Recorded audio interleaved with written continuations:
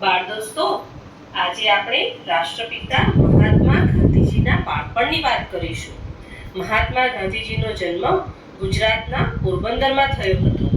તેમનું નામ મોહનદાસ કરમચંદ ગાંધી હતું. તેમના બાળપણની ઘણી બધી વાતોમાંથી આજે આપણે એક વાત કહીશું. બાળપણમાં મોહનને હંમેશા અંધારાથી ડર લાગતો.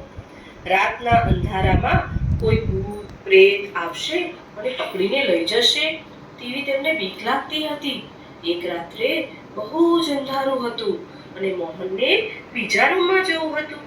એણે કોશિશ કરી પણ એના પગ જાણે સ્થિર થઈ ગયા હતા અને એનું હૃદય જોરથી ધડકવા માંડ્યું હતું. એટલામાં જ રંભાબાઈ, જે તેમની સાર સંભાળ રાખનાર દાઈ હતા, તે ત્યાં આવ્યા. એમણે હસતા હસતા પૂછ્યું, શું થયું બેટા? મોહને કહ્યું, મને બહુ ડર લાગે છે. રંભાબાઈએ પૂછ્યું, શેનો ડર? મોહન કહે, જુઓ કેટલું અંધારું છે, મને ભૂતોથી બહુ ડર લાગે છે કે મને પકડીને લઈ જશે તો. મોહનનો અવાજ ડરથી કાંપી રહ્યો હતો. રંભાબાઈએ પ્રેમથી એના માથે હાથ ફેરવ્યો અને કહ્યું, અરે, અંધારાથી તો કોઈ ડરે કે? હવે મારી વાત ધ્યાનથી સાંભળ.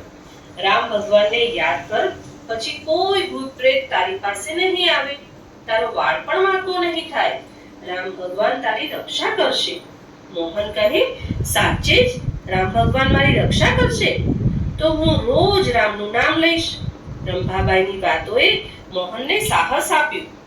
રામ રામ રામ નામનું જપ કરતા કરતા મોહન રૂમમાંથી બહાર નીકળ્યો. એ દિવસ પછી મોહન ક્યારેય અંધારાથી ગભરાયો નહીં અને એને એકલપણું પણ ન લાગ્યું. રામ નામના વિશ્વાસે મોહનને હિંમત આપી અને મોટા થતા આજ મોહન મહાત્મા ગાંધીજી કહેવાયા. રંભાબાઈ ઘરની અભણ ગરીબ નોકર હતી, પરંતુ તેમણે ગાંધીજીને રામ નામનો મંત્ર આપ્યો, જે આગળ જતા તેમના જીવનનું અમોઘ શસ્ત્ર સાબિત થયું.